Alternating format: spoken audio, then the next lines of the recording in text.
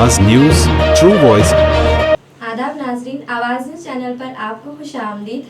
एल्लारेड्डी में मुदिराज बरादरी ने इज्जत नफ्स का शानदार मुजाहरा करते हुए वीरुडु पंडुगा सायन्ना की बरसी मनाई। निज़ाम के जबर के दौर में गरीबों के लिए लड़ने वाले इस बहादुर की कुर्बानियों को याद किया।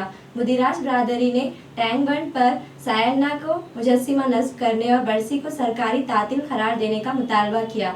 नौजवानों ने इन कारनामों को मुशाले राह बनाने की अपील की गई।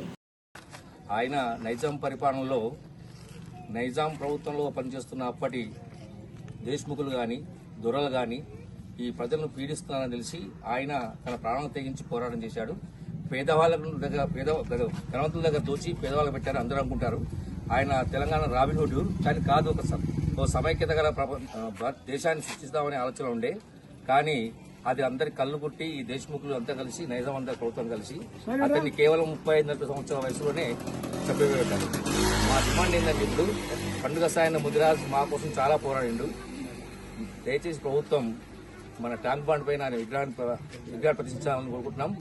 అలాగే మా పండుగ సాయన్న రోజు సెలవు దినంగా కూడా ప్రకటించాలని మేము కోరుకుంటున్నాం.